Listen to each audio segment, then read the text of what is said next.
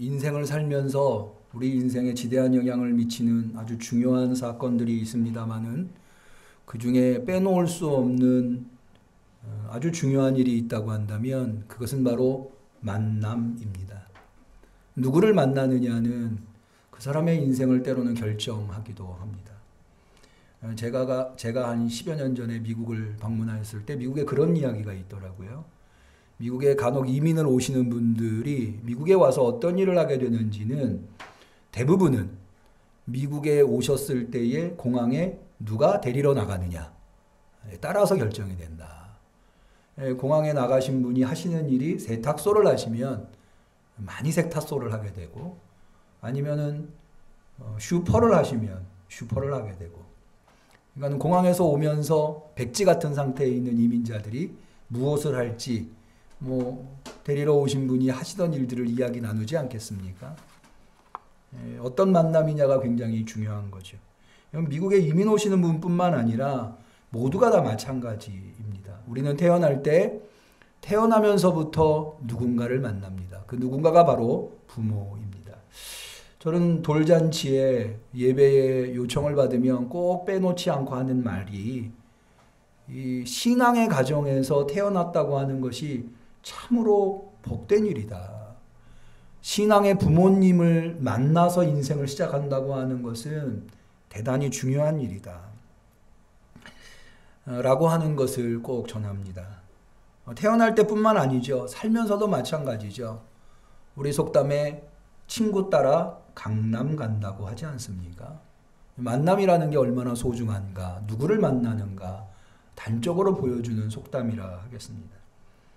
그런데 우리가 인생을 살면서 여러 만남을 만납니다마는 그 중에 가장 중요한 만남은 아마도 예수님을 만나는 만남이 아니겠느냐. 예수님을 만난다고 하는 것은 얼마나 소중하고 다행스러운 일인가. 어떤 분이 이렇게 묘사하더라고요. 예수님을 만나지 못하고 살아가는 인생은 마치 보험에 들지 않고 차를 운전하는 것과 같다. 여러분 운전을 할 때 얼마나 많은 예상치 못한 사고들이 있습니까? 그러니까 누구나 이것을 알면 차를 사자마자 마련하자마자 제일 먼저 하는 게 바로 보험에 드는 일일 겁니다. 보험에 들지 않는 차를 운전한다면 얼마나 불안하겠습니까? 인생에서 예수님을 만나지 못한 삶을 사는 것이 이와 같다. 저는 굉장히 적절한 비유라고 생각을 합니다. 예수님을 만난다고 하는 것. 우리 응암교회 성도님들은 다 예수님을 만난 줄로 믿습니다. 그 중에서도 부활하신 예수님을 만나는 것은 정말로 무엇과도 견줄 수 없는 인생에서 가장 획기적인 만남이다. 라고 말씀을 드릴 수가 있겠습니다. 왜냐하면 그 만남을 통해서 완전히 바뀐 삶을 살게 되기 때문입니다.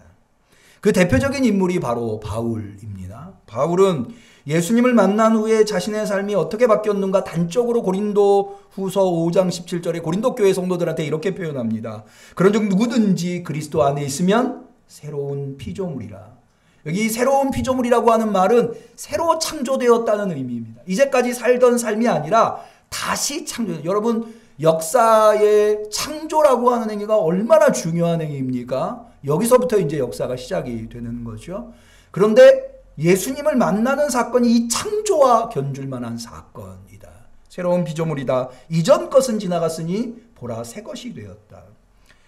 이 구절 안에 바울이 얼마나 부활한 예수님을 만난 것이 자신의 인생에서 획기적인 사건이었는가 고백하고 있는 겁니다.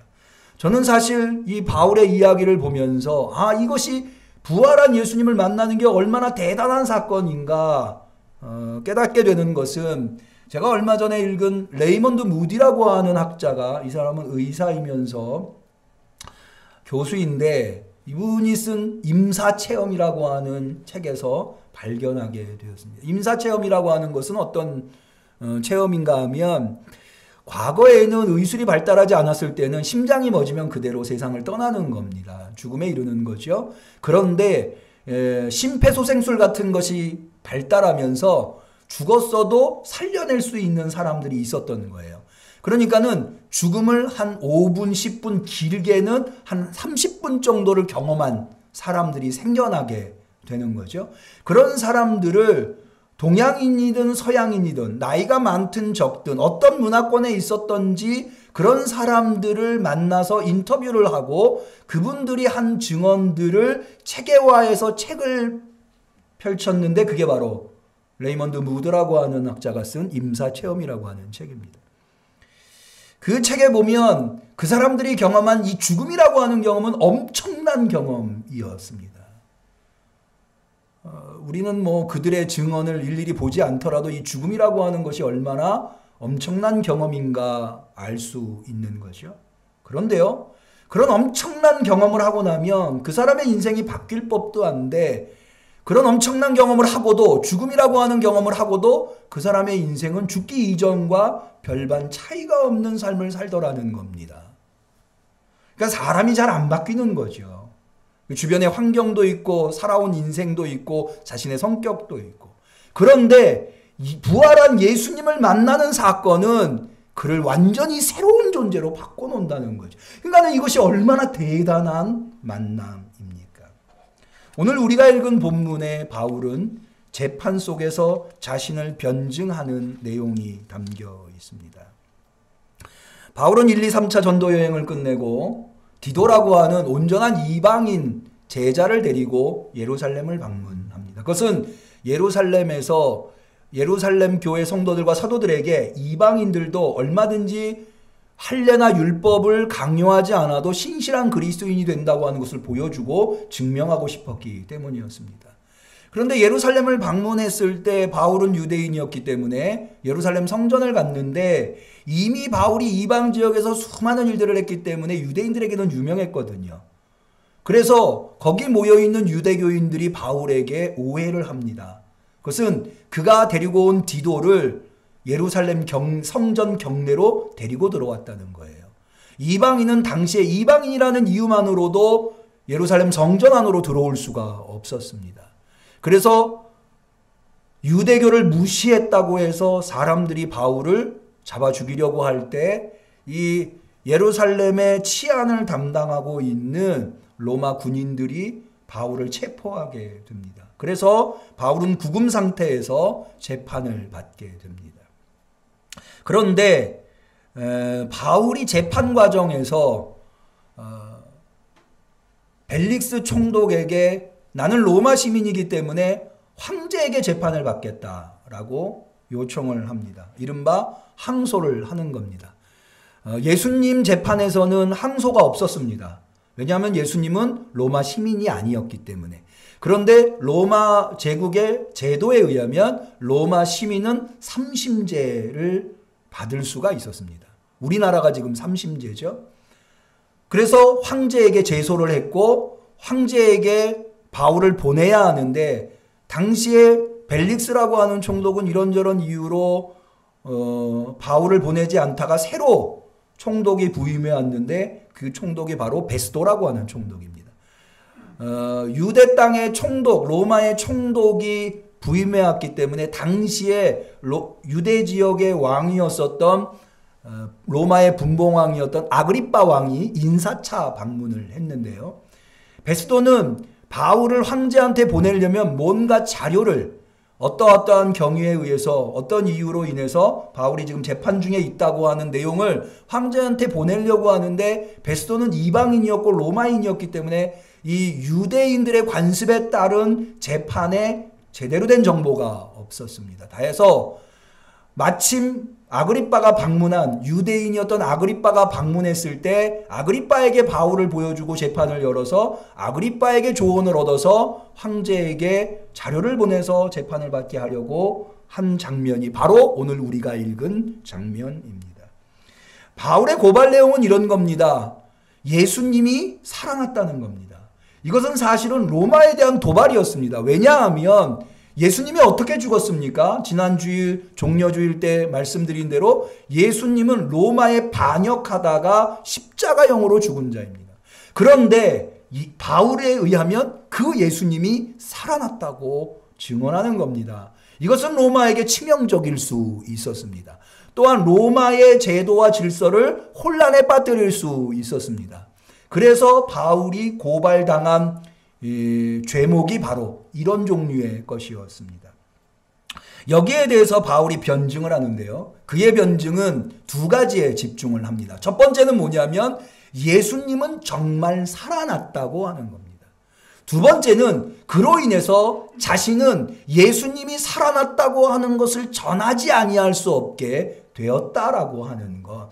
이것은 로마의 제도를 부정하거나 황제에게 반역하려고 하는 것이 아니라 자신이 경험한 것에 의해서 그렇게 할 수밖에 없었다고 하는 것을 변증하는 데에 목적이 있는 것이었습니다.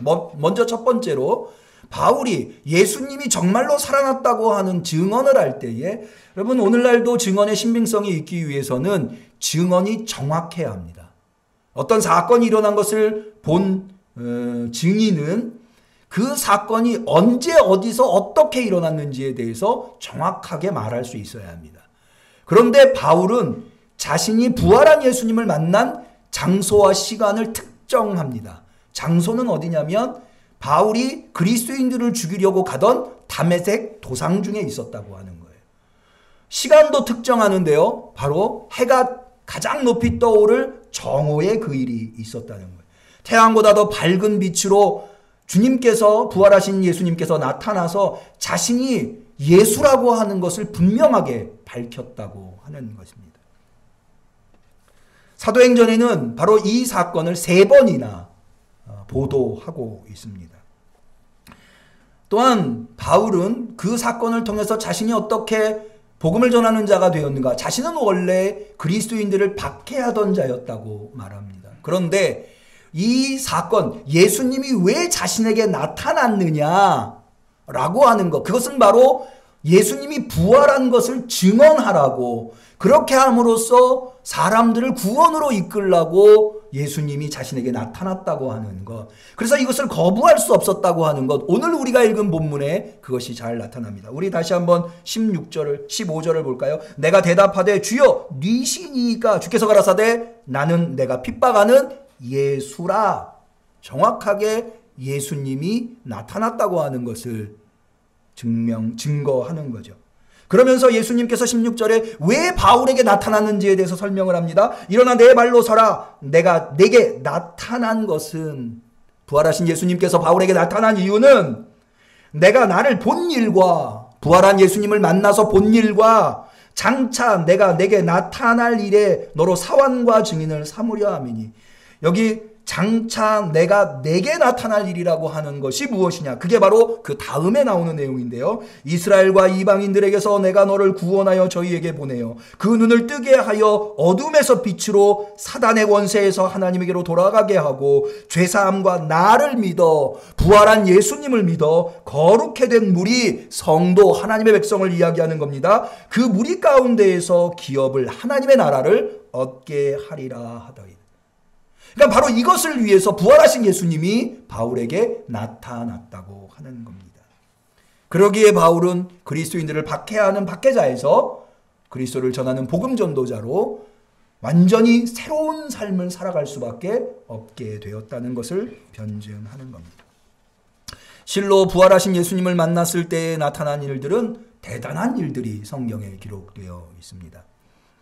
예컨대 마가복음에 부활하신 예수님께서 제자들한테 사명을 주시면서 이렇게 말씀하십니다. 마가복음 16장 17절, 믿는 자들에게는 이런 표적이 따르리니 곧 너희가 내 이름으로 귀신을 쫓아내며 새 방언을 말하며 뱀을 집으며 무슨 독을 마실지라도 해를 받지 아니하며 병든 사람에게 손을 얹은즉 나으리라. 믿으시기를 축원합니다. 부활한 예수님을 만나고 사명을 받은 자들에게 이런 놀라운 일들이 나타난다고 하는 겁니다. 그러나 이것보다 훨씬 더 중요한 부활하신 예수님을 만났을 때 발생하는 일은 바로 성령을 받는 것입니다. 요한복음 20장, 부활하신 예수님께서 제자들에게 두려움에 쌓여서 방 안에 숨어있는 제자들에게 나타나셔서 이렇게 말씀하십니다. 저희를 향하사 숨을 내쉬며 가라사대 성령을 받아라. 부활한 예수님을 만나면 성령을 받게 됩니다. 성령을 받는다고 하는 것은 얼마나 놀라운 일입니까? 사도행전 1장 8절, 오직 성령이 너희에게 임하시면 너희가 권능을 받고, 할렐루야. 권능이라고 하는 건 두나미스거든. 능력이 있다는 거예요. 능력 없는 사람이 부활한 예수님을 만나면 능력을 받습니다. 믿으시기를 축원합니다. 부활한 예수님을 만나서 우리 응암교회 성도들 다 능력 받으시기를 축원합니다. 성령을 받으면 이 일이 일어나는 거예요. 그런데 사실은 성령을 받아서 나타나는 능력 중에 최고의 능력이 뭐냐면 바로 죄를 용서하는 능력입니다. 앞서 말씀드린 요한복음 20장 22절에 가라사대 성령을 받으라 말씀하신 예수님은 그렇게 성령을 받은 제자들한테 이렇게 말씀하십니다. 이어진 23절에 너희가 네 죄든지 사하면 사하여질 것이요 네 죄든지 그대로 두면 그대로 있으리라 하시니라. 죄의 용서함과 죄를 용서받지 못함의 원인이 어디 있느냐? 성령을 받았느냐 못 받았느냐. 오늘날 우리는 이것을 세례를 통해서 목격합니다. 우리가 물세례로 세례를 베풀지만 교회에서 세례를 베풀 때 그 물세례는 성령 세례를 상징하는 것이라고 믿고 있습니다. 우리는 세례를 통하여 죄사함을 받는다고 믿고 있기에 세례를 받는 것입니다. 부활하신 예수님을 만난 놀라운 기적들과 성령과 죄사함의 은혜가 부활의 아침에 주님을 만나러 나온 우리 응암교회 성도님들에게 있으시기를 축원합니다. 그러면 부활한 예수님을 만났을 때 왜 이런 일들이 발생하는 것일까요? 그것은 첫 번째로 예수님이 우리에게 보여주신 그 삶, 예수님이 가르쳐 주신 그 삶을 우리가 살아가도록 하기 위함입니다. 마가복음 16장은 부활하신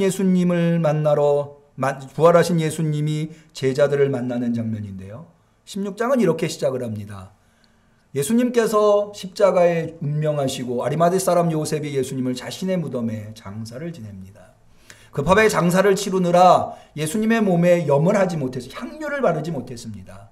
안식일 날은 할 수 없기 때문에 안식일이 지난 안식 후 첫날, 즉 오늘날의 일요일 날 여인들은 예수님의 무덤을 찾아갑니다. 향유를 들고 예수님의 몸에 바르기 위함입니다. 그러나 무덤 문이 열려 있고 예수님은 안 계시고 거기에 한 청년, 이것은 천사를 가리키는 상징적인 용어인데요. 청년이 이 여인들을 맞이합니다. 그리고는 그 여인들한테 이렇게 이야기합니다.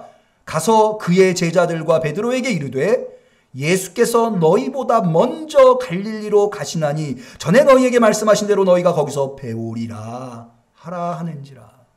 그러니까 예수님을 만나려거든 무덤으로 찾아오지 말고 갈릴리로 가라는 겁니다. 그러면 도대체 갈릴리가 어떤 장소길래 부활하신 예수님을 만나는 장소가 될까요? 제자들에게 갈릴리라고 하는 곳은 예수님을 처음 만난 장소입니다. 예수님은 어부인 제자들에게 찾아가서 제자들을 예수님의 제자로 삼으십니다. 그렇게 예수님의 제자가 된 12사도 여인들은 그 이후로 예수님을 따라오면서 예수님이 하신 행적, 예수님이 하신 말씀들을 듣고 보게 됩니다. 그리고 예수님의 십자가 앞에서 다 흩어지게 된 것입니다. 이제 부활하신 예수님께서 갈릴리에서 만나신다고 하는 것은 바로 그 길, 예수님이 보여주신 그 행적, 예수님이 이제까지 가르쳐주신 그 말씀을 제자들이 다시 처음부터 살아가야 한다고 하는 것. 그렇게 예수님의 가르쳐주신 가르침에 입각한 삶을 살 때, 예수님이 보여주신 그 행적의 삶을 살아갈 때 부활한 예수님을 만날 수 있다고 하는 것을 이야기하고 있는 것입니다. 여러분, 어쩌면 우리가 예수님을 못 만나고 있는 이유는, 부활한 예수님을 못 만나는 이유는 예수님의 가르침과 예수님이 보여주신 행적과는 상관없이 살아가고 있기 때문은 아닌가. 우리가 이 부활의 아침에 한번 우리의 삶을 되짚어 봐야 합니다. 우리가 진실로 그분이 가르쳐 주신 대로, 그분이 보여주신 대로 삶을 산다고 한다면 우리는 분명히 예수님의 살아계심과 그분의 권능을 경험할 것입니다. 물론 제자들이 처음부터 잘했던 것은 아닙니다. 우리가 마가복음을 보면 예수님을 따르는 제자들이 얼마나 수많은 오해와 실패를 하고 있는지 결국 십자가 앞에서 다 흩어졌죠. 그러나 이제는 부활하신 예수님께서 그들의 곁에서 그들을 도우실 겁니다. 다시 그 길을 갈 때 제자들은 실패하지 않을 것입니다. 제자들이 얼마나 위대한 삶을 살았는가는 사도행전을 보면 잘 나와 있습니다.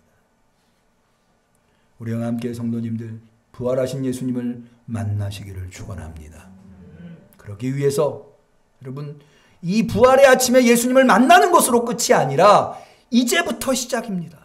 이제부터 우리의 삶의 터전에서, 우리의 가정에서, 우리의 직장에서, 우리 학교에서 우리는 예수님이 가르쳐 주신 것을 우리의 삶으로 구현할 수 있어야 합니다. 그때 주님은 우리 곁에 계셔 주실 것이고 그분의 능력, 성령의 능력이 우리 가운데 나타날 줄로 믿습니다. 두 번째는 예수님께서 바울에게 나타나신 이유가 예수 그리스도께서 살아계시다고 하는 것, 부활하셨다고 하는 것을 선전하기 위함이었습니다. 복음서는 공히 부활하신 예수님께서 제자들에게 나타나실 때마다 복음을 세상에 전파하라고 가르치십니다.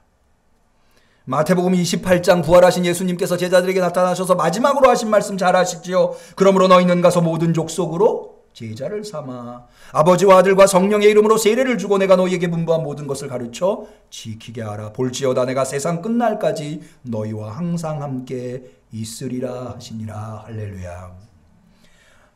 또 마가복음 16장 15절 가라사대 너희는 온 천하에 다니며 만민에게 복음을 전파하라. 예수님께서 부활하셔서 제자들과 40일 동안 계시다가 승천하시기 직전에 제자들에게 부탁하신 말씀 사도행전 1장 8절 오직 성령이 너희에게 임하시면 너희가 권능을 받고 예루살렘과 온 유대와 사마리아와 땅 끝까지 이르러 내 증인이 되리라. 이 모든 것들은 다 예수님의 복음을 세상에 전해야 한다고 우리에게 명하고 계신 것입니다. 왜 그래야 합니까? 그 방법 말고는 어둠에 있는 자들을 빛으로 인도할 수 있는 방법이 없기 때문입니다. 사탄의 권세에 있는 자들을 하나님에게로 이끌 수 있는 방법이 없기 때문입니다. 부활하신 예수님 말고는 우리가 하나님의 나라에 들어갈 수 있는 방법이 없기 때문입니다. 그러므로 부활한 예수님을 만난 사람들이 당연히 너나 할 것 없이 가지게 되는 책임은 바로 예수님의 부활을 선포하는 것입니다. 그분의 복음을 사람들에게 전하는 것이야말로, 예수님을 전하는 것이야말로 이 부활의 아침에 우리가 다짐해야 할 일이 됩니다. 말씀을 정리합니다.